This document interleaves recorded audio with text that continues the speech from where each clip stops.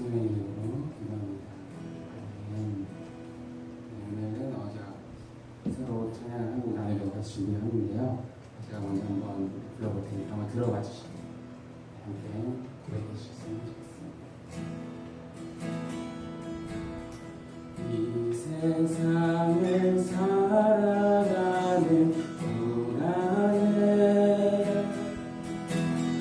나의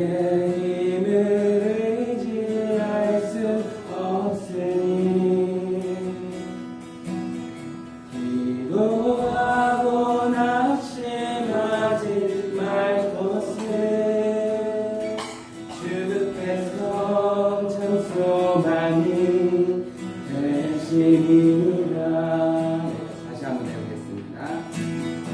이 세상을 살아가는 동안에 나의 힘을 의지할 수 없으니 기도하고 낙심하지 말 것을 주께서 참 소망이 되시니라. 후렴입니다. 하나님의 금이 나의 비전이 되고 예수님의 성품이 나의 인격이 되고 성령님의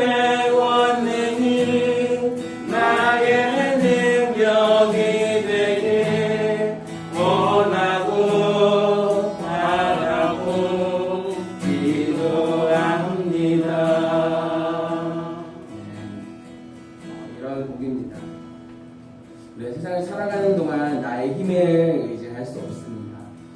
그리고 나의 힘을 빼는 과정들인 것 같아요. 나의 힘을 내려놓고 하나님을 더 의지하는 과정들인 것 같습니다. 우리의 비전이, 하나님의 꿈이 우리의 비전이 되었으면 좋겠습니다. 우리 각자의 생각이 아니라 하나님의 꿈이, 하나님의 꿈을 우리가 함께 이루어 나가는 그런 우리가 되었으면 좋겠습니다. 예수님의 성품이 우리의 인격이 되었으면 좋겠습니다. 자신을 비난하고 욕하고 자신을 채찍질하던 그들을 위해서도 십자가에 돌아가신 예수님의 성품이 우리의 인격이 되었으면 좋겠습니다. 그리고 우리의 능력이 다른 데서 나오는 것이 아니라 성령님의 권능을 힘입어 나아가는 우리가 되기를 소망합니다. 그런 마음 가지고 다시 한 번 더 고백하기를 소망합니다. 이 세상을 살아가는 동안에 이 세상을 살아가는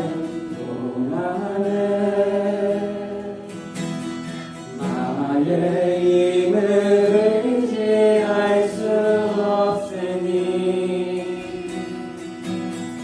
기도하고 낙심하지 말 것을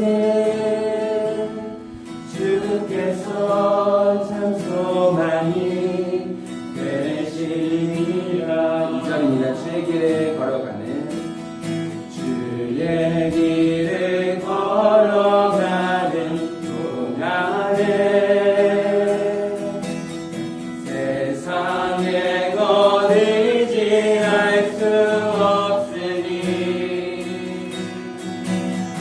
감사하고 낙심하지 말 것을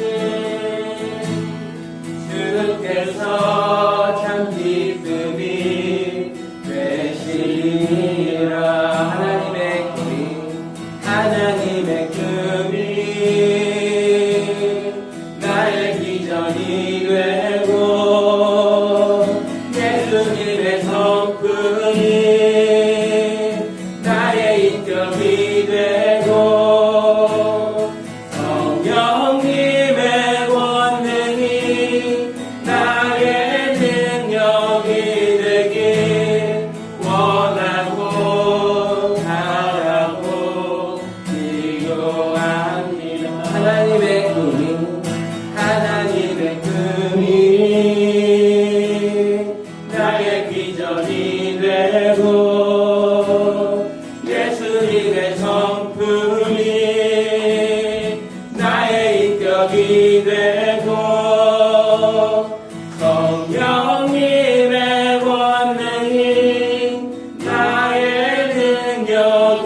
되길 원하고 바라고 기도합니다.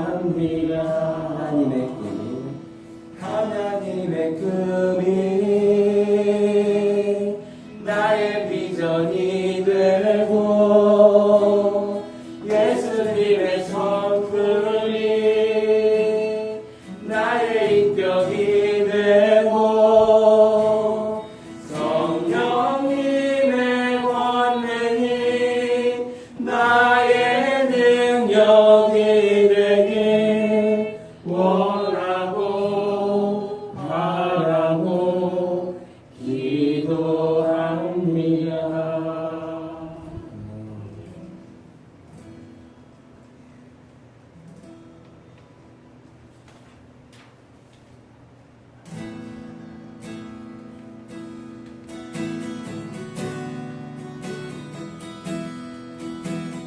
내가 누려왔던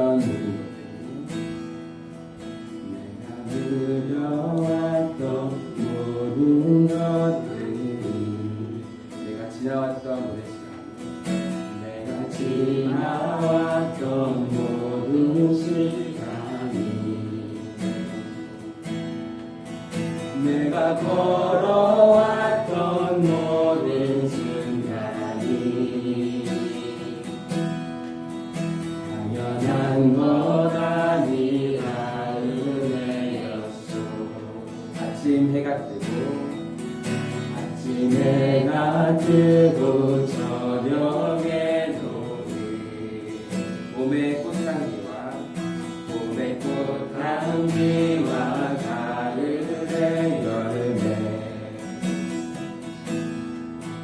변하는 계절의 모든 순간이 당연한 것 아니라 은혜였소. 모든 것이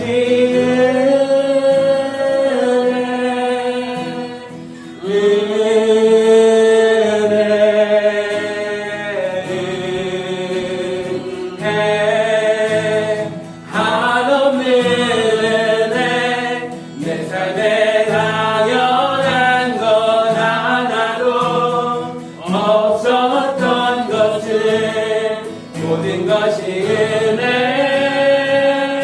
은혜였소.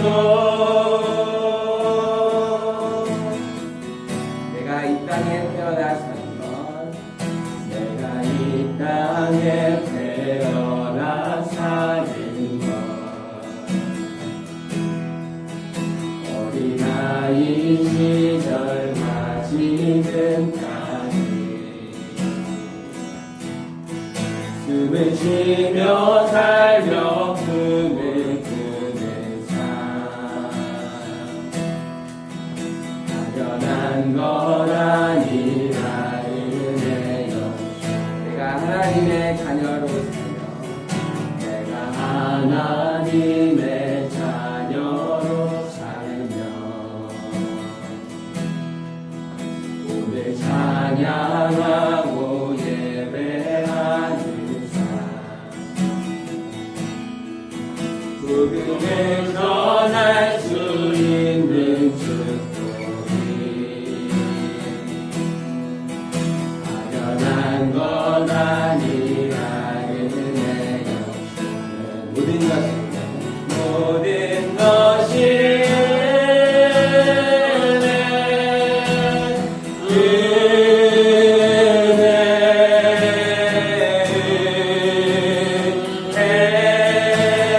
한없는 은혜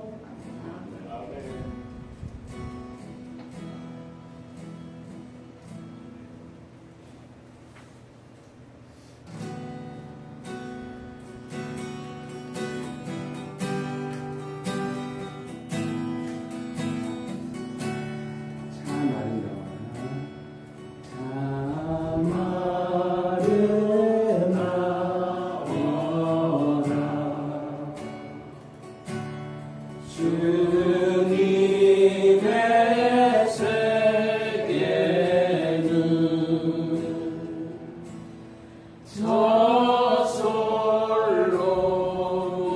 저솔로몬의 옷보다 더 고운 배가 참 아름다워 참 아름다워라 주님의 세계 주님의 세계는 저 솔로몬의 옷보다 저 솔로몬의 옷보다 더 고운 배가 주 찬송 많이 했는데 주 찬송 하는데 저 맑은 새소리 내 아버지의 지으신 그 솜씨 깊은 참 아름다워라 참 아름다워라 주님의 세계니 저 아침에와 저 아침에와 저녁을 밤하늘 빛난 그 망망한 바다와 망망한 바다와 내 푸른 보물이 가주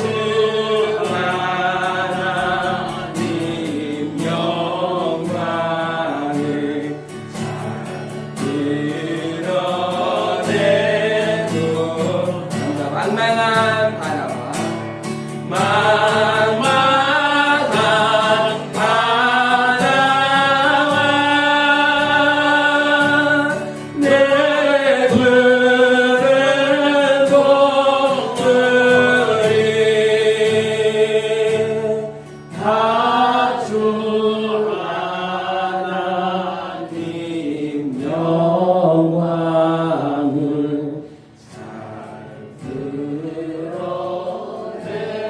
드러내도다 참 아름다워 참 아름다워 주님의 세계 주님의 세계 저 산에 드는 저 산에 부는 바람과 잔잔한 시내물 우리 이제 함께 기도하기를 합니다. 저 산에 부는 바람도 우리의 힘을 얻은 것이 아니고 저 잔잔한 시내물도 우리가 얻어낸 것이 아닙니다. 뿐만 아니라 우리 삶의 모든 것이 우리의 힘으로 얻어낸 듯 하지만 그렇지 않습니다. 하나님의 은혜입니다. 이 자리에 우리가 앉아있는 것 또한 하나님의 은혜입니다. 하나님의 크신 사랑입니다. 우리가 오늘도 그 은혜를 힘입어 그 사랑을 힘입어 함께 나아가기를 원합니다. 하나님께서 나를 얼마나 사랑하시는지 나를 얼마나 아끼시는지를 우리가 잊지 않기를 원합니다. 우리가 이 시간 함께 예배할 때 우리가 정말 그런 마음 가지고 우리가 정말 우리가 그 하나님의 뜻을 알고 또 함께 나아갈 수 있는 이렇게 한 마음으로 한 뜻으로 나아갈 수 있는 우리들이 그 기회가 되기를 소망합니다. 함께 기도하겠습니다.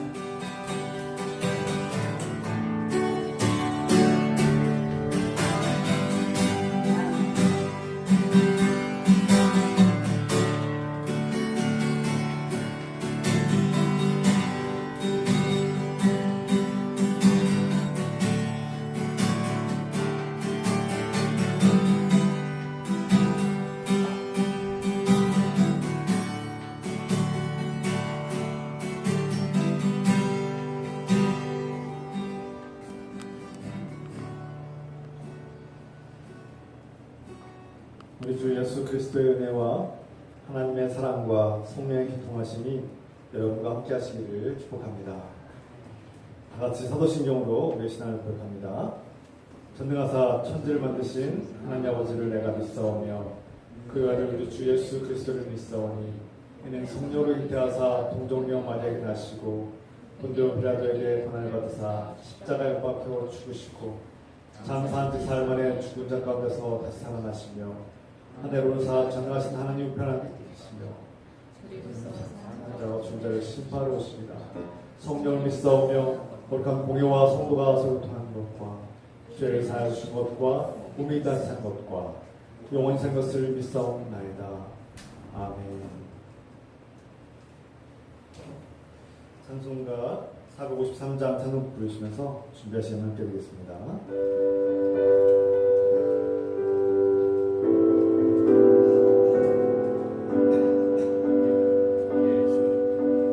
예수도 알기 원하네 크고 넓은 은혜와 계속해 주신 사랑을 간절히 알기 원하네 내 평생의 소원 내 평생의 소원 계속해 주신 사랑을 간절히 알기 원하네 성령이 스승 되셔서 진리를 가르치시고 거룩한 뜻을 깨달아 예수를 알게 하소서 내 평생의 소원 내 평생의 소원 계속해 주신 사랑을 간절히 알기 원하네 성령의 감화 받아서 하나님 말씀 배우니 그 말씀 한절한절이 내 맘에 겨운대로다 내 평생의 소원 내 평생의 소원 계속해 주신 사랑을 간절히 알기 원하네 예수가 계신 보좌는 영광에 들려 있도다 평화의 왕이 오시니 그 나라 왕성하도다 내 평생의 소원 내 평생의 소원 계속해 주신 사랑을 간절히 알기 원하네 내 평생의 소원 내 평생의 소원 계속해 주신 사랑을 간절히 알기 원하네. 아멘. 김옥성 원사님께서 기도하시겠습니다. 사랑하는 하나님 아버지, 오늘 다 함께 모여서 예배드림을 기뻐하고 감사드립니다. 이 예배 가운데 성령께서 충만히 임재하시길 기도합니다. 사랑의 주님, 우리를 죄악을 용서하시고 죽음에서 건져주시며 구원의 은혜를 베풀어 주시니 감사드립니다. 이제 우리가 구원을 기뻐하고 하나님 나라의 소망을 품으며 담대하게 살아가게 하소서. 주님, 바라옵기는 우리가 이 땅에서 살아가는 동안 현실의 어려움과 고통을 주님께서 아시오니 자비와 공유를 베푸시고 복된 길로 인도하옵소서. 생업과 일터와 경제적인 어려움과 질병과 관계의 어려움과 고통을 겪고 있는 사람들을 불쌍히 여겨주시고 복되고 형통한 길로 인도하옵소서. 주님의 자녀들의 가정과 일상과 일터가 건강하게 회복되고 아름답게 하옵소서. 주님, 우리를 통해 많은 사람들이 예수 그리스도의 사랑과 생명의 길로 돌아오게 하옵소서. 주님, 우리를 통해 많은 사람들이 예수 그리스도와 연합하며 하나님 나라를 확장하게 하옵소서. 주님, 우리를 통해 한국교회와 대전시와 우리나라에 성령의 바람이 불어와 영적 대각성이 일어나며 큰 부흥을 주시옵소서. 주님께서 우리 죄와 허물을 용서하신 것처럼 우리도 다른 사람들을 용서하게 하옵소서. 아멘. 예수 그리스도의 이름으로 기도합니다. 아멘.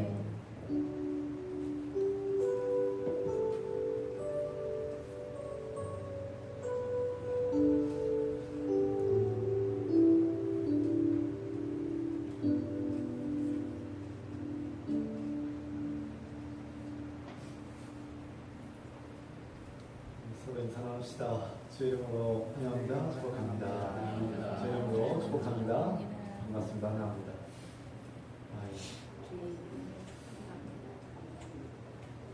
시간 오늘은 성령 강림후 11째 주일 예배드리고요. 다음 주일은 성령 강림후 12째 주일입니다. 일상과 관계 속에서 우리의 복음이 전파되기를 기도합시다. 이 시간 우리가 서로를 위해서 기도하는 시간입니다. 앞서 기도했지만 또 기도의 훈련이기도 하고 또 서로를 위해서 또 우리 뜨겁게 함께 기도합시다. 주의 성령이 충만하여서 영적인 대학성이 일어나고 큰 부흥이 일어나게 기도합시다. 그리고 아프신 분들이 환우들이 치유받고 회복되고 힘을 얻기를 기도하겠습니다. 사랑의 하나님 아버지, 성령께서 우리 안에 충만히 임재하시며 성령의 능력으로 성령의 바람이 불어와 수많은 죄인들이 주께로 돌아오며 많은 백성들이 주 앞에 회개하며 들어오게 하시고 주께서 주시는 영원한 생명과 구원의 은총을 얻게 하옵소서. 주님, 요새 주님의 영적인 대박이 일어나고 주님의 큰 부흥이 일어나서 우리가 그 부흥에 기뻐하며 참여하게 하시고 많은 사람들 주께로 인도할 때 우리를 통해 일하시고 우리를 통해서 사용하시고 우리를 통해서 일하옵소서. 주님, 사랑의 하나님 아버지, 우리가 주 예수 그리스도 이름으로 주의 권능으로 병든 자를 치유하게 하시고 우리의 질병을 주님께 고백하고 내어놓습니다. 치유하여 주시옵소서. 주님께서 그 모든 질병들을 치유하신 것처럼 우리도 오늘날 주님께 맡겨오니 나의 질병과 나의 약함을 고쳐주시고 회복시켜 주시옵소서. 나의 질병과 나의 고통을 제거해 주시고 주님 회복시켜 주시고 강건하게 하여 주시옵소서. 주님, 우리의 고통과 죄악에서 해방시켜 주시고 진정한 자유와 은혜를 불어주셔서 자유케 하시고 하나님의 은혜 가운데 평안을 누리게 하옵소서. 주여, 예수 그리스도 이름으로 감사드리며 기도합나이다. 아멘.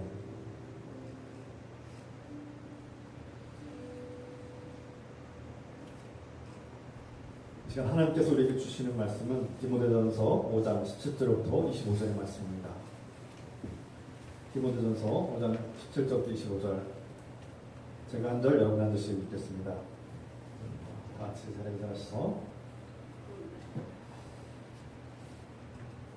잘 다스리는 장로들은 배나 존경할 줄 알되 말씀과 가르침에 수고하는 이들에게는 더욱 그리할 것입니다. 성경에 이르시되 곡식을 밟아 떠는 소의 입에 망을 씌우지 말라 하시고 또 일꾼이 그 삭을 받는 것은 마땅하다 하였느니라. 장로에 대한 고발은 두세 증이 없으면 받지 말 것이요 범죄한 자들은 모든 사람 앞에서 꾸짖어 나머지 사람들로 두려워하지 말라. 하나님과 그리스도 예수와 택하심을 받은 천사들 앞에서 내가 엄히 명하노니 너는 편견이 없이 이것들을 지켜 아무도 불공평하게 하지 말며 아무에게나 경솔히 안수하지 말고 다른 사람의 죄에 간섭하지 말며 내 자신을 지켜 정결하게 하라. 이제부터는 물만 마시지 말고 내 위장과 자주 나는 병을 위하여는 포도주를 조금씩 쓰라. 어떤 사람들의 죄는 밝히 드러나 먼저 심판에 나아가고 어떤 사람들의 죄는 그 뒤를 따르라. 함께 했습니다. 이와 같이 선행도 밝히 드러나고 그렇지 아니한 것도 숨길 수 없느니라. 아멘. 대단하십니다.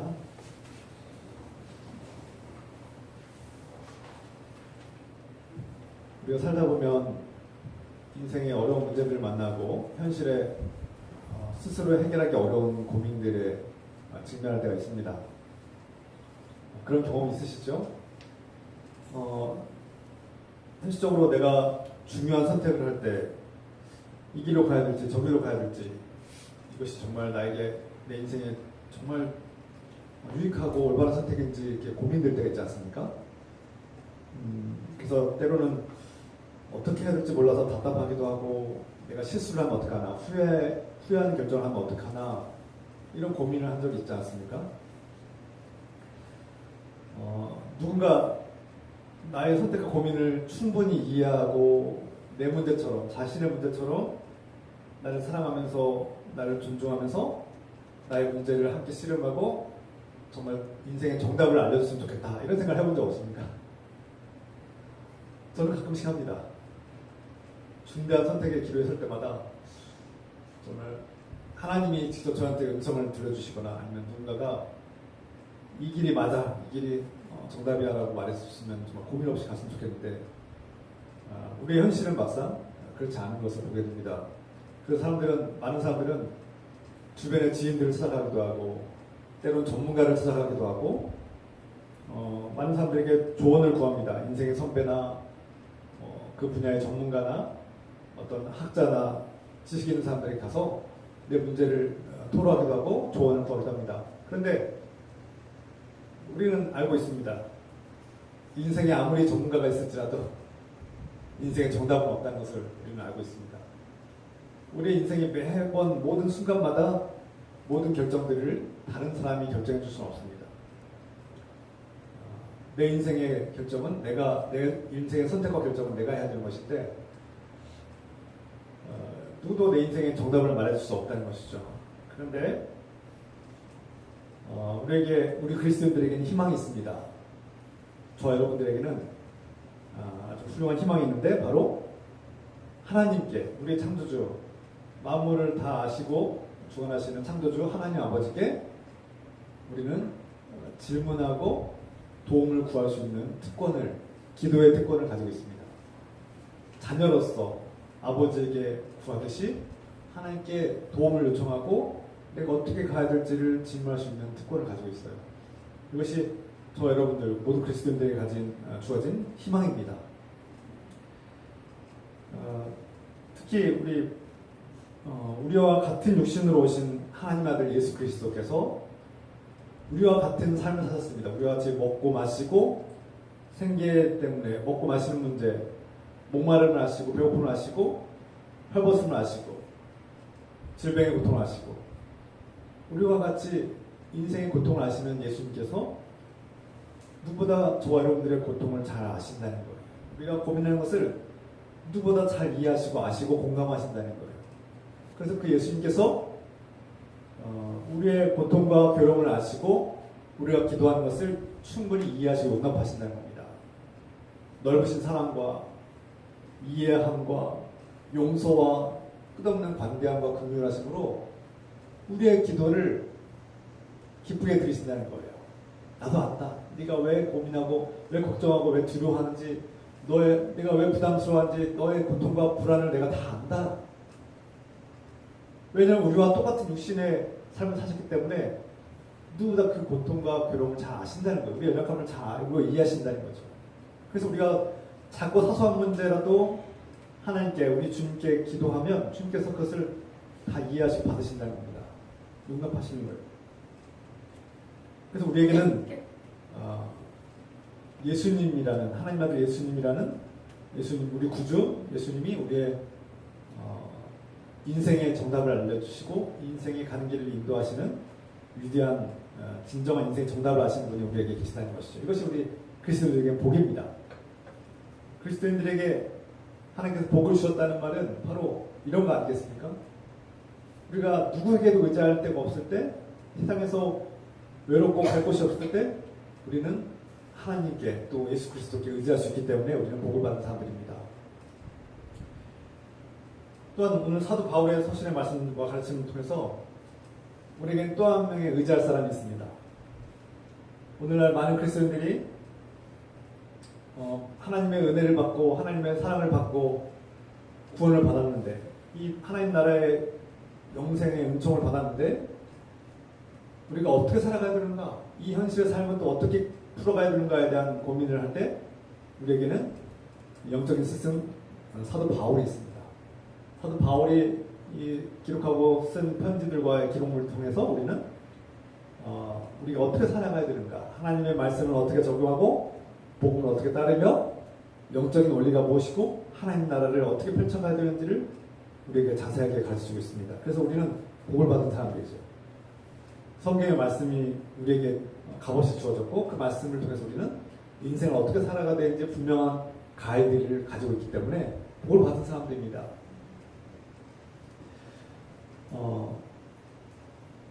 에베소에서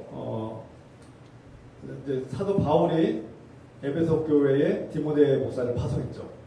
근데 이 예수님의 복음을 증거하고 세워진 교회가 처음으로 세워져서 아직 법과 제도와 어떤 규칙이나 전통이 없습니다. 어떤 사례가 없어요. 그래서 물론 한편으로는 이스라엘 백성들의 그런 유대교의 전통, 성전과 제사의 전통, 율법과 문화가 있어서 공동체를 어떻게 꾸려가는지에 대해서 누가 더 잘 알고 있었을 것입니다. 그런데 예수 그리스도의 복음으로 세워진 교회는 유대교와 다른 모습, 유대교의 본질과 원리가 다르다는 겁니다. 시작과 목적이 다르죠.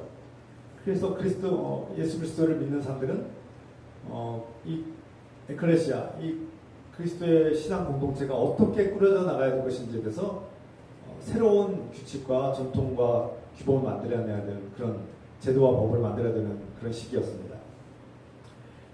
그래서 처음 교회에는 우리가 교회 역사, 교회사를 보면은 교회가 많은 시행착오를 겪었어요. 수많은 시행착오를 겪으면서 오늘 현대 교회에 이르렀고 우리는 그 교회의 역사를 돌아보면서 처음 교회의 모습을 보면서 오늘날 우리의 2000년 이후에 오늘날 우리 교회는 어떤 모습을 가지고 있는가를 돌아볼 수 있게 됩니다. 이제 젊은 목사 디모데, 이제 목회 경력도 많지 않고 처음 목회를 하는데 젊은 목회자 디모데가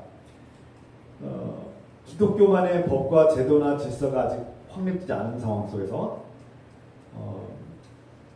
자신의 걱정과 두려움, 어떤 불안감들, 또 공동체 안에서 발생하는 애매모호한 어떻게 해야 될지 애매모호한 결정할 사안들, 그 속에서 겪는 혼돈과 갈등들, 뭔가 유대교에서 율법은 정확하게 세분화되어 있어서 그 율법을 그냥 명시적으로 따르면 되는데 아직 기독교는 유대교와 다르기 때문에 유대교를 따르지 않기 때문에 기독교만의 법과 질서와 규칙들이 아직 미비가 돼서 고민할 수밖에 없는 겁니다. 그러니 시행착오를 볼 수밖에 없죠. 이런 문제들을 어려움들을 자신의 스승인 사도 바울에게 질문하고 고민을 털어놨을 것 같습니다. 그래서 디모데가 사도 바울에게 어떤 편지를 썼을 거예요. 이러이러한 고민들, 이러이러한 걱정과 두려움들, 애매한 사항들, 어려움들이 있습니다. 이에 대해서 사도 바울이 친절하고 구체적인 세심하게 쓴 어떤 답변들이 오늘 디모데전서에는 자연스럽게 녹아져 있는 것이죠.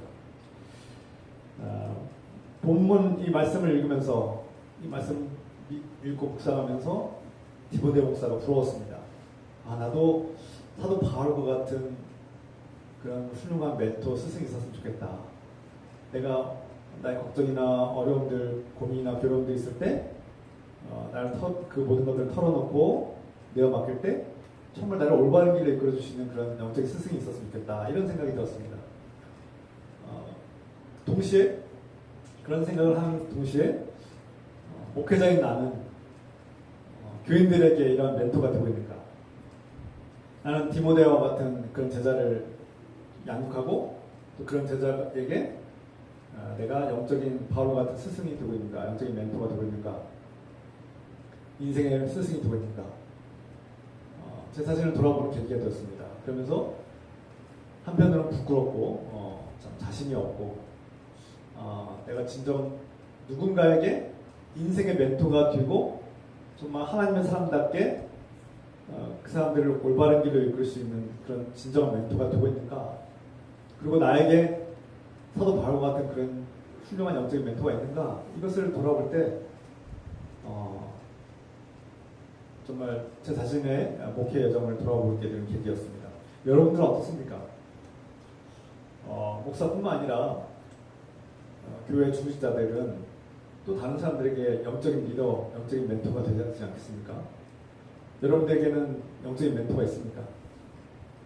여러분들이 인생의 고민을 솔직하게 털어놓고 그 고민마다 함께 나누고 하나님의 뜻 가운데서 올바른 길로 제시할 수 있는 가이드, 그런 영적인 멘토가 있습니까?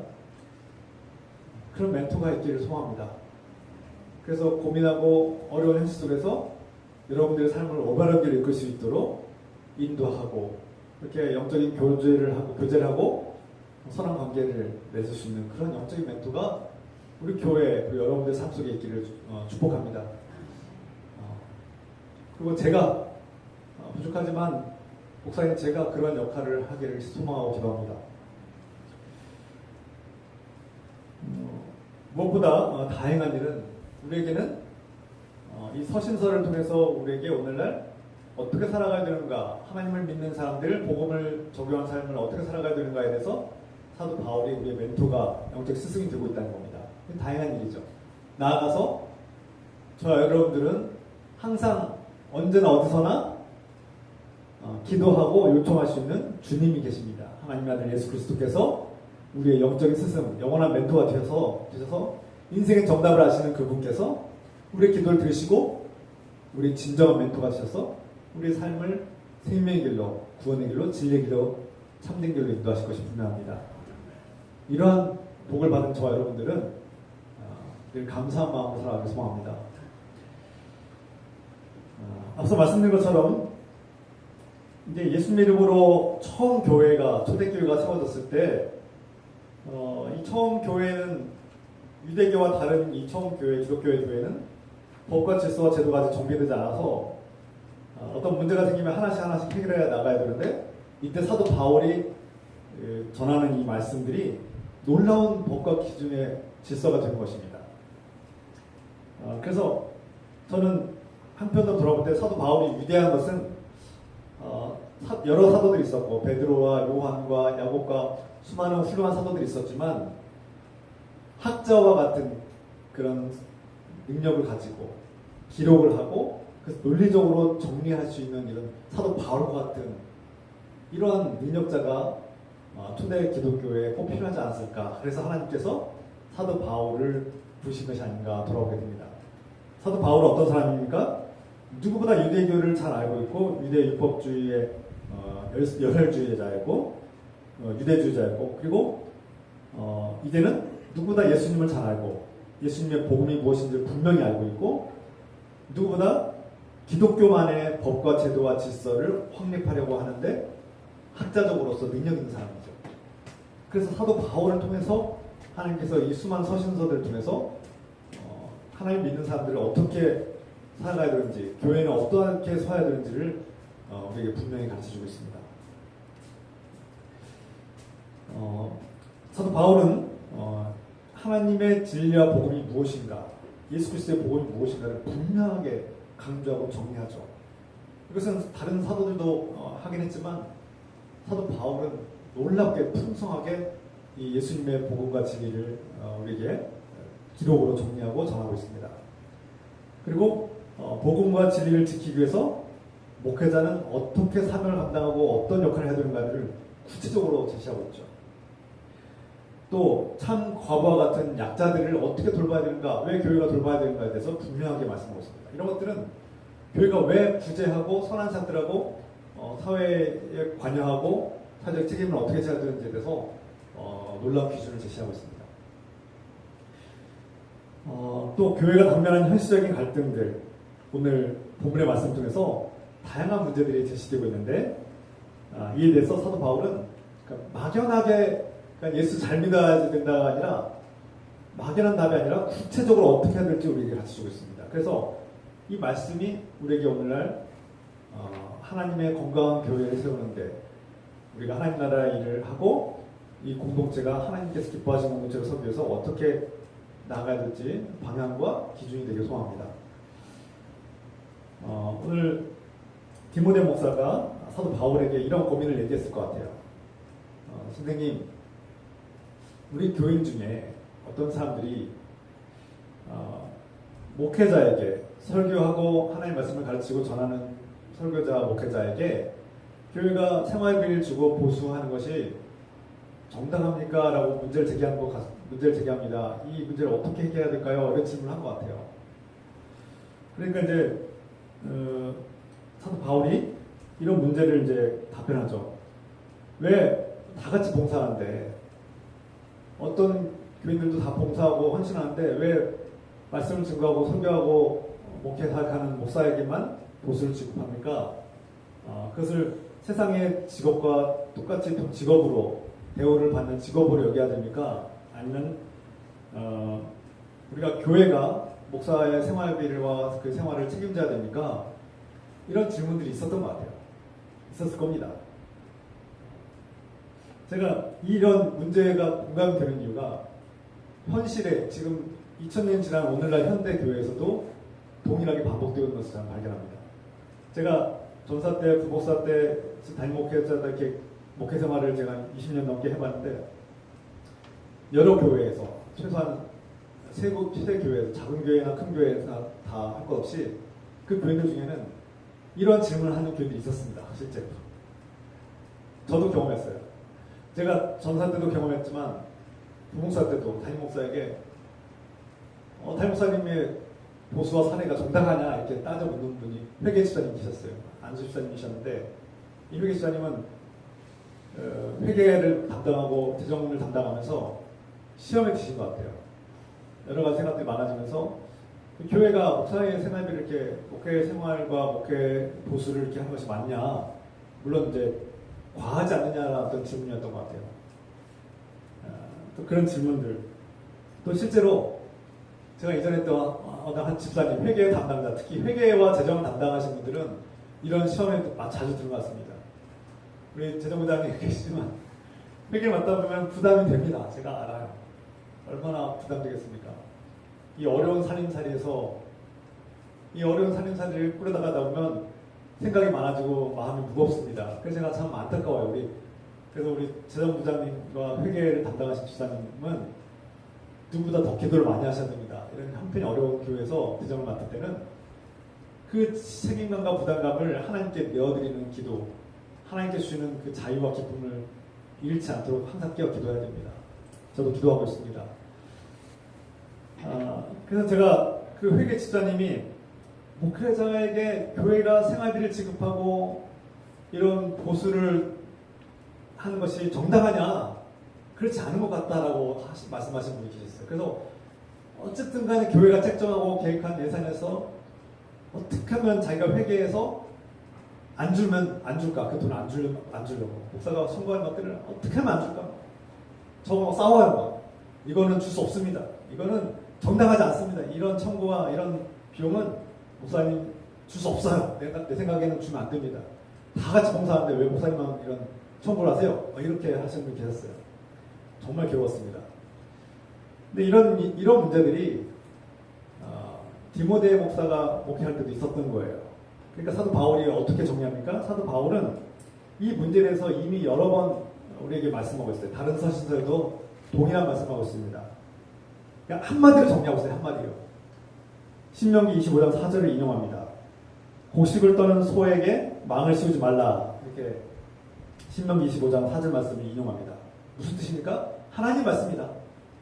하나님의 명령이다. 하나님의 일꾼에게 보수를 지급하는 것은 당연하고 마땅한 일이고 하나님께서 명령한 일인데 네가 무엇이냐는데 감히 이에 대해서 월갈부하느냐 이렇게 한마디로 일축하는 것이죠. 그리고 더 이상 얘기하지 않습니다. 이 문제는 고린도 교회에서도 반복되었습니다. 고린도전서 9장 9절과 10절 11절 말씀 읽어드립니다. 모세 율법에 곡식을 밟아 떠는 소에게 망을 씌우지 말라 기록하시되 같은 말씀이죠. 신명기 25장 4절 말씀. 하나님께서 어찌 소들을 위하여 염려하시겠느냐? 소를 위한 말씀이겠느냐? 하나님께서 소를 위해서 법을 만드셨겠느냐? 아니다. 10절. 오로지 우리를 위하여 말씀하심이니 아니냐? 우리를 위하여 하나님의 일꾼들을 위하여 말씀하심이 아니냐? 과연 우리를 위하여 기록된 것이니 팥 가는 자는 소망을 가지고 갈며 곡식 떠는 자는 함께 얻은 소망을 가지고 떠는 것이라. 11절. 우리가 너희에게 신령한 것을 뿌렸은즉 너희의 육적인 것을 거두기로 과다하겠느냐? 하나님께서 이 말씀하신 것은 하나님의 일꾼들이 공동체로부터 보수를 받는 것은 당연하다. 하나님의 명령이다. 하나님께서 만드신 제도다 이렇게 말씀하고 있는 겁니다. 그것을 너희가 어찌하여서 하나님의 말씀을 거역하느냐 이렇게 강조하고 있는 것이죠. 이 문제가 에베소 교회에서의 문제뿐만 아니라 고린도 교회 그리고 다른 교회들에서도 이런 문제가 있었던 것이고 이 문제가 고대에서만 있었던 것이 아니라 현대에도 있다는 거예요. 저도 최근에 김 지사님은 목사님들은 왜 교회에서 살해를 받냐는 이렇게 비슷한 질문을 제가 뉘앙스를 받은 적이 있는데 제가 어느 한 목사님의 이런 예화를 제가 인용했습니다. 제가 존경하는 한 목사님이 이런 얘기를 하시더라고요. 프로와 아마추어 차이입니다. 그렇게 얘기하시더라고요. 프로는 돈을 받고 운동하고 프로는 돈을 받고 일합니다. 그런데 아마추어는 무임으로 일하죠. 물론 그것이 이제 이 현대인들에게는 빨리 와닿는 이해를 돕기 위한 예화라고 생각합니다. 목사를 세상의 직업으로 여길 것이냐 아니면은 어떻게 볼 것이냐 이런 것들이 고대에도 있었고 지금도 있는 것 같습니다. 그러니까 그런 예화들이 나오게 되죠. 성경에서는 사도 바울이 분명하게 얘기합니다. 그 문제는 논쟁할 여지가 없이 하나님의 명령이다. 하나님의 일꾼들이 교회로부터 보수를 받는 것은 하나님의 뜻이고 계획이고 하나님의 제도다. 이것에 대해서는 더 이상 논쟁의 여지가 없다는 것을 분명하게 강조하고 있습니다. 당시대 그리스 로마 문화 시대에는 어떤 지식을 배우고 기술을 배우러 가면 그 기술자나 그 지식을 가진 사람에게 돈을 내면서 수년 동안 돈을 내면서 밑에서 배우고 그래서 제자가 되고 도제 방식으로 제자가 되어서 돈을 내면서 그 기술과 지식을 배웁니다. 그것이 고대 그리스 로마 방식이었는데 하물며 세상의 지식과 기술을 배우려고 너희는 돈을 내면서 배우는데 하물며 하나님 나라의 일을 하는 일꾼들에게 필요한 것을 제공하는 것을 어찌 그렇게 인색하게 탐탁하지 않게 그러냐 부정적으로 보느냐 이런 말씀이죠. 세상에서 지식을 배운다면 너희는 열심으로 돈을 갖다 바치면서 배우는 것을 당연하게 여기면서 하나님 나라의 지식을 배우고 하나님 나라의 진리를 배우는 자들에게 하나님 나라의 영적 스승들에게 그 육적인 필요한 것들을 채워주는 그것을 어찌 이상하게 여기느냐 이런 말씀이죠. 17절 말씀에 너희는 교회 지도자를 존경하라. 그리고 일을 열심히 잘하고 잘 가르치고 성실하게 일하는 목회자를 배나 존경하라. 무슨 뜻입니까? 그래서 존경하라 티메라는 단어를 썼는데 이 티메라는 단어가 존경하라는 뜻도 있지만 값을 매기다, 보수하다, 배상하다, 보상하다, 이런 사례를 지급하다 이런 뜻으로 쓰입니다. 그러니까 법적인 용어로는 보상하다, 배상하다 이런 뜻으로 자주 쓰입니다. 가장 많이 써요. 티메라는 단어. 그러니까 그 뒤에 곧바로 이어진 18절 말씀에 신명기 25장 4절 말씀처럼 하나님 일꾼들에게 보수를 지급하라 이거 하나님의 명령을 인용하면서 17절 말씀은 유진 피터슨이 이렇게 번역하죠. 하나님의 일꾼들에게 목회자들에게 사례를 지급하십시오. 보수를 지급하십시오. 이렇게 번역합니다. 이게 맞는 거죠. 그러니까 18절 말씀을 보면은 이 존경하라 티메라는 단어는 목회자들에게 보수를 지급하는 것이 당연합니다. 사례를 지급하십시오. 이렇게 명령하는 것이죠. 그래서 고린도 교인들이나 에베소 교인들처럼 혹시라도 여러분 중에 이런 문제 때문에 의심이 들고 고민이 되고 마음에 부정적인 생각이 일어나서 목회자를 대우하는 것이 정당하냐라는 이 질문에 대해서 고민하고 있다면 이 말씀을 들으시고 깨달으시길 소망합니다. 그래서 여러분들은 그렇지 않을 것 같지만 특히 회계와 재정을 맡고 계신 분들은 시험을 들지 않기를 원합니다. 그것은 하나님의 명령이고 당연한 겁니다. 그래서 하나님의 신령한 복음을 생명의 그런 복음과 은혜를 받은 사람들이 이런 육적인 것을 거두는 것은 육적인 것으로 보답하는 것은 마땅한 일이고 당연한 일이다. 더 이상 의심하거나 이런 데서 부정적인 생각을 갖거나 논쟁하려고 하지 않길 바랍니다. 그래서 이런 문제들이 사도 바울의 말씀을 통해서 정리가 되길 소망합니다. 다행히 여러분들 중에는 저에게 그렇게 문제 제기하신 분은 거의 없는데 있습니다. 어디 교회가 다 있습니다. 특히 새 가족들, 특히 이 말씀 통해서 오해가 없으시길 바랍니다. 한편으로 교회는 오랜 세월을 지나면서 역사적으로 수많은 시행착오를 겪어왔고, 물론 오늘날 목회자는 존경과 보수에 대해서 세분화가 되어 있죠. 그래서 지혜롭게 하고 있습니다. 그러나 분명한 방향과 기본 원칙은 우리가 알고 있어야 되죠. 정도의 문제, 교회의 형편과 재정적인 상황에 따라서 어떻게 책임지고 돌보고 대우하느냐는 뭐 교회마다 다를 수 있지만, 방향과 기본적인 어떤 그런 책임과 의무, 기본적인 상식은 하나님 말씀에 따라 이루어지기를 소망합니다. 그래서 이 말씀을 제가 전하는 이유는 디모데 목사의 이 고민처럼 누군가가 이런 고민들과 문제를 제기하고 갈등이 일어날 때 교회는 어떻게 해결해야 되느냐? 하나님 말씀으로 돌아가야 된다는 것이 핵심입니다. 할렐루야. 교회에 어려움이 생길 수 있고 성경의 말씀이 유대 율법처럼 법처럼 세분화된 그런 법조가 없어요. 법 규명들이 없어요. 오늘날 현대 교회는 있지만 헌법과 규칙들이 다 세분화되어 있지만 때로는 법과 제도와 질서에서 벗어난 그런 미묘한 것들이 생길 때 우리는 어떻게 해결해야 되냐? 말씀으로 해결하는 겁니다. 말씀으로 돌아가서 하나님께서는 이런 부분에 대해서 어떻게 말씀하시는가를 돌아보면서 그것을 적용하는 그런 공동체가 되라는 것이 핵심이죠. 거기서 사도 바울의 말씀이 우리가 뭐 율법적으로 따라야 되냐 안 따르냐 문제가 아니라 하나님 말씀을 우리가 모든 인생의 고민들 속에 하나님 말씀을 적용하고 있는가? 그 예수 그리스도의 복음이 적용되고 있는가? 아니면 인간적인 생각과 욕심과 세상적인 방식으로 자꾸 그 문제를 바라보고 해결하려고 하는 것이 아닌가? 돌아보자는 겁니다. 우리 교회는 어떻게 해결합니까? 수많은 다양한 문제들이 시대와 문화가 다른 오늘날 한국 사회, 한국 교회, 우리 교회 속에서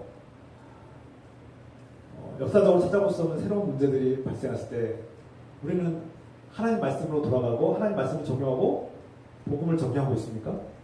돌아보자는 겁니다. 교회가 건강하게 서고 생명을 살리는 복된 교회가 되려면 하나님 말씀과 원리를 우선하고 따르길 때 그러한 건강하고 하나님께서 기뻐하시는 교회가 될 줄 믿습니다. 제가 어린 시절 스승의 그림자는 밟지 않는다. 스승의 그림자는 그림자도 밟지 않는다. 이런 얘기를 많이 듣고 자랐습니다. 무슨 뜻입니까? 여러분도 그런 말 들었죠. 권위가 살아있다는 거죠. 권위를 존중하고 그 권위를 함부로 하지 않는 그런 시대에 우리는 경험이 있습니다. 그런데 요즘 시대는 어떻습니까? 요즘 시대는 스승이라는 말은 이제 상징적인 권위의 상징인데 오늘날 존경이 사라진 시대, 권위가 사라지는 시대, 권위를 부정하고 거부하는 시대, 탈권위주의 시대, 포스트 모더니즘이라고도 하죠. 포스트 모더니즘 시대 속에서 우리는 어떻게 살고 있는가? 요즘 간간히 들리는 뉴스나 미디어 소식을 보면은 어느 고등학교에서 학생이 선생님을 팼다, 선생님을 때렸다, 폭력을 행사했다 이런 뉴스를 보지 않습니까? 기가 막힌 일이죠. 우리 어렸을 때는 선생님 때리면 가만히 맞고 있었는데 요즘 애들은 선생님을 때린답니다. 아니 때리지도 않는 선생님을. 물론 잘못된 권위가 오랫동안 축적되었고 거기에 잘못된 폭력과 억압 속에서 우리가 수많은 법과 질서를 만들어내고 있습니다. 오늘은 탈권위주의 시대가 이루어진 것도 아마 잘못된 권위에 대한 어떤 반작용이 아닌가 돌아보게 됩니다. 그럼에도 불구하고 우리 기독교인들, 우리 그리스도인들은 우리만의 권위와 우리만의 존경 문화를 만들어야 되는 것이죠. 세상에서 그런 문화와 현실들을 볼 때 안타까워하는 것으로 끝나는 것이 아니라 그렇다면 우리 그리스도인들, 기독교인들은 건강한 권위가 무엇인가를 정립하고 그 건강한 권위를 함부하지 않고 존경하는 문화, 존경받을 뿐만 아니라 존경하는 문화도 함께 만들어가는 그 대안을 만드는 교회가 되지 않겠습니까? 우리 교회는 어떤 방식으로 서로를 존중하고 존대해야 됩니까? 어떤 방식으로 존경하고 또 존경을 받는 문화를 만들어야 할까요? 이 문제를 우리가 숙제처럼 여기고 기도하기 원합니다. 그래서 사도 바울은 몇 가지를 제시하는데요. 존경받는 사람은 어떻게 행동해야 되는지, 그리고 존경하는 문화는 어떻게 이루어져야 되는지 몇 가지 원리를 우리에게 말씀하고 있습니다. 19절 말씀에 두세 증인이 없으면 장로에 대한 고발을 받지 말라. 무슨 뜻입니까? 장로는 여기서 목사와 동일한 의미를 가지고 있는데요. 교회 지도자를 고발하려면 두세 명의 증인이 있어야만 고발이 성립된다.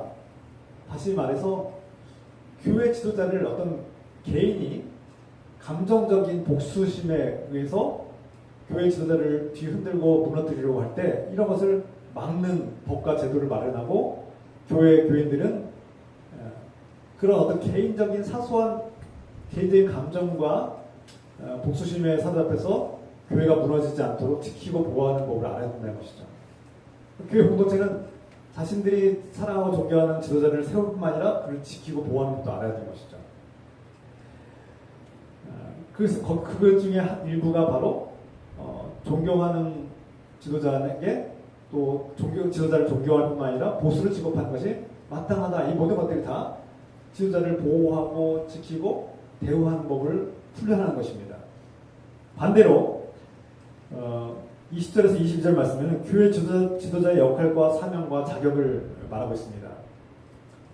그냥 목사이기 때문에 교회 지도자이기 때문에 무조건 존경하라가 아니라 진정한 존경은 만들어가는 것임을 우리에게 보여주고 있는데요. 22절 말씀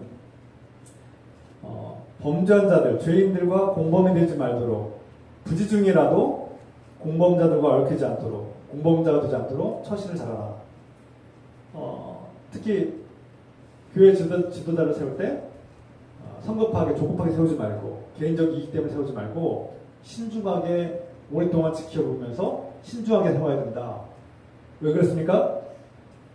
교회 또 다른 중직자나 지도자를 세울 때 그가 범죄함이 있다면 드러나지 않은 범죄함이 있다면 그 지도자를 세운 자는 그 지도자를 세울 때 그 지도자는 그 범죄 공범자가 된 거 아닙니까? 자신도 모르는 사이에 부지 중에 그 죄에 동조하게 되는 꼴이 되고 만난 것이죠. 그래서 시간을 두고 천천히 지켜보면서 오랫동안 그 사람을 검증하고 그러면서 교회 지도자를 세우는 것이 지혜로운 일이라는 것을 알려줍니다. 존경받는 지도자는 편견을 갖지 않고 어떤 특정한 교인들의 편을 들지 않고 공평하게 교인들을 대우할 줄 아는, 심판하고 재판할 줄 아는 그러한 지도자다. 그리고 교회 지도자는 또 다른 지도자나 중직자를 세울 때, 일꾼들을 세울 때 신중할 줄 알고 지혜롭게 검증할 줄 아는 능력이 있어야 된다. 이것은 교회 지도자가 얼마나 중요한 역할을 하고 있고 얼마나 강력한 영향력을 끼치는지를 우리에게 다시 한번 거듭 강조하고 온 것이죠. 그래서 교회 목회자를 분별하고 그를 세울 때는 기도를 충분히 기도하고 신중하게 교회가 이 일을 해야 되는 것이죠.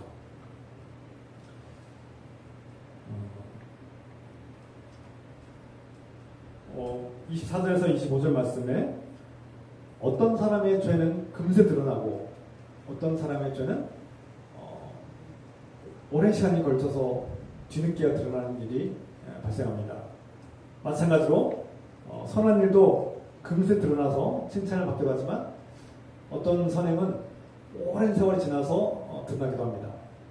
그런데 시간차가 있을 뿐 죄악이나 선함은 모두 다 때가 되면 드러나게 되어 있다는 말씀입니다. 이 말씀은 우리가 아무리 죄를 숨길지라도 하나님 앞에 다 드러나게 되고요. 모든 것을 다 낱낱이 아시는 하나님께서 우리가 선행한 것을 다 아신다는 겁니다. 그러므로 우리는 죄는 하나님께 곧바로 고백하고 죄는 하나님께 숨길 수 없으므로 하나님께 곧바로 고백하는 훈련을 받아야 되고 반대로 우리가 선행한 것은 하나님께 다 아심으로 굳이 알릴 필요가 없습니다. 내 오른손이 한 일을 내 왼손이 반대죠. 내 왼손이 한 일을 내 오른손이 모르게 하라. 이런 주님의 주신 지혜를 우리가 기억하시길 소망합니다. 그래서 교회에서는 자랑하는 일을 보다는 선한 일은 겸손하게 주님께서 아신다는 마음으로 그렇게 자랑할 필요가 없습니다.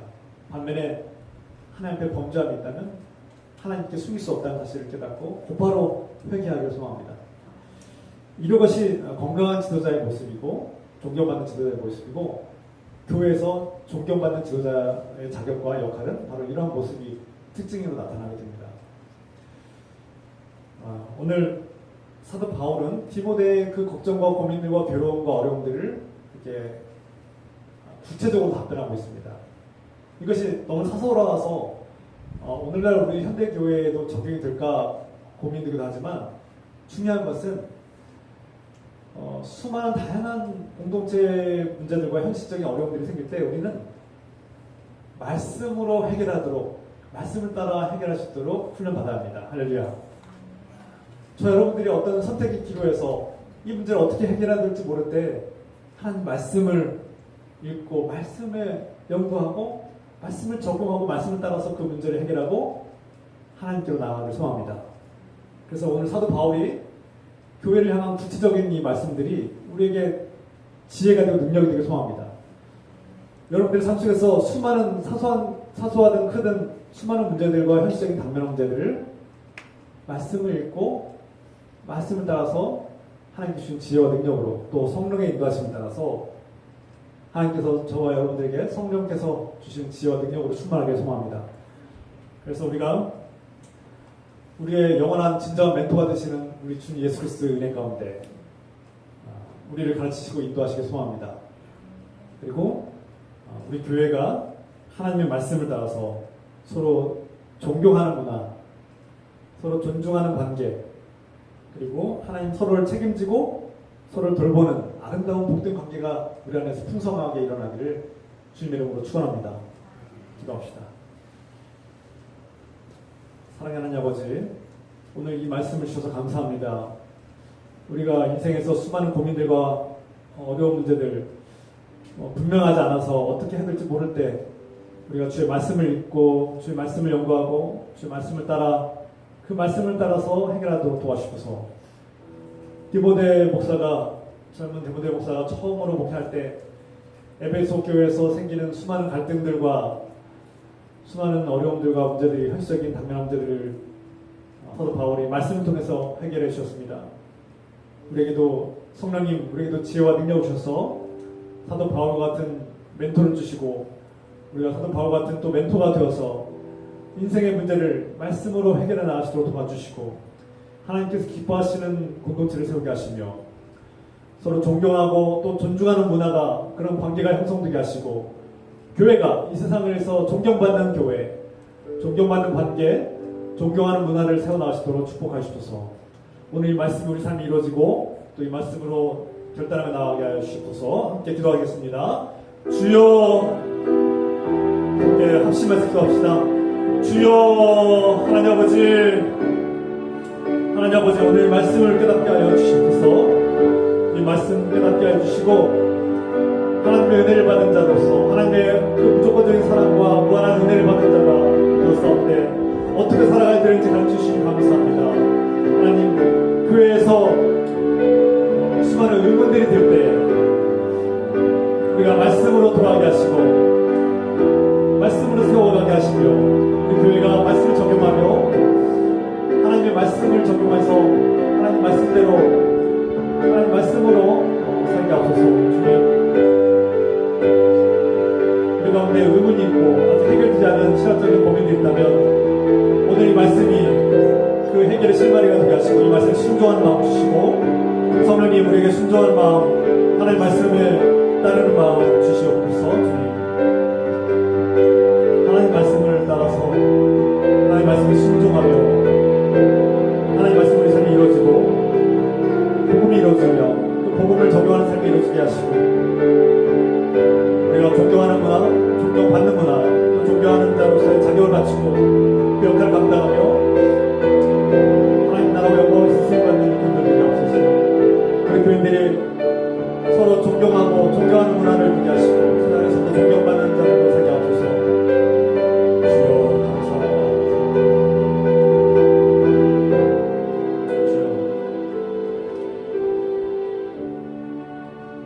사랑하는 하나님 아버지, 우리가 하나님을 존경합니다.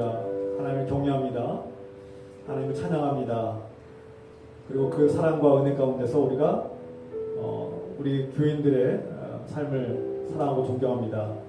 우리 삶 속에 존경의 문화가 다시 진정한 존경이 회복되게 하시고 존경받을 만하며 또 존경할 만하며 존경할 자격을 갖추며 서로 존중하는 관계가 이루어지게 하시고 서로를 책임지고 돌보는 아름다운 문화가 이루어지게 하시고 그런 제도와 그런 지혜와 능력이 우리 안에 충만케 하시옵소서. 이제는 우리를 책임지시고 돌보시며 우리 삶을 존중하시는 우리 주 예수 그리스도의 은혜와 하나님 아버지의 끝없는 사랑하심과 성령님의 교통감화 역사하심이 우리 가운데 지금부터 영원토록 함께하여 주시기를 간절히 축원하옵나이다. 아멘.